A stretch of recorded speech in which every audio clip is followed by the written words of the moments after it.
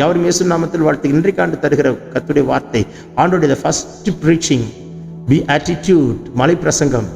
மத்தேயு 7:6, பரிசுத்தமானதை நாய்களுக்கு கொடாதேயுங்கள், உங்கள் முத்துக்களை பன்றிகள் முன் போடாதேயுங்கள். அப்புறம் சொல்கிறார், போட்டால் தங்கள் கால்களால் அவைகளை மிதித்து போடும், திரும்பிக் கொண்டு அவைகளை பீறி போடும். முத்துக்கள் யார் பாருங்க, இது ஒரு முத்து, இதை போய் பண்ணிக்கிட்டு போட்டுறாதீங்க அப்படின்னா கர்த்தருக்கு சித்தம் இந்த இல்லாத ஆட்கள்கிட்ட கர்த்தருடைய வார்த்தை பேசாதீங்க. அவங்களுக்கு இதோட வேல்யூ தெரியாது, there you no use to talk.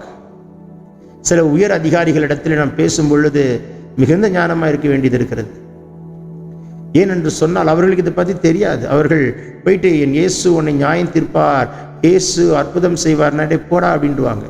ஏன்னா அவங்களுக்கு பணம் பெருசு, பதவி பெருசு, அவங்களுக்கு அதுதான் பெருசு. தேவனுடைய வார்த்தை முத்துக்கள் அவர்களுக்கு தெரியாது.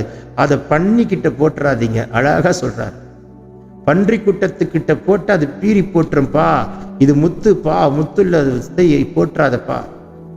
ஆகையினால சில முத்தான வார்த்தைகளை கூட நம்ம ஞானமாய் பேசணும்.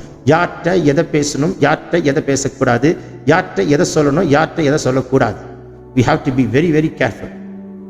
இல்லைன்னா நமக்கு தான் அது இழுக்காய் போய்விடும், அவமானமாய் போய்விடும், காயமாய் போய்விடும், அது போராட்டமாய் போய்விடும். we have to be very careful my brother and sister.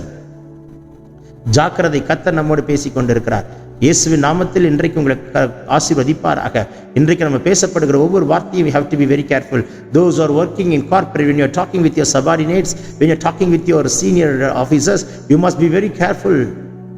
உங்களோடு கூட இருக்கிற சுற்றி இருக்கிற நண்பர்கள் அவங்களோட பேசும் பொழுது மிகுந்த ஜாக்கிரதையா இருங்க.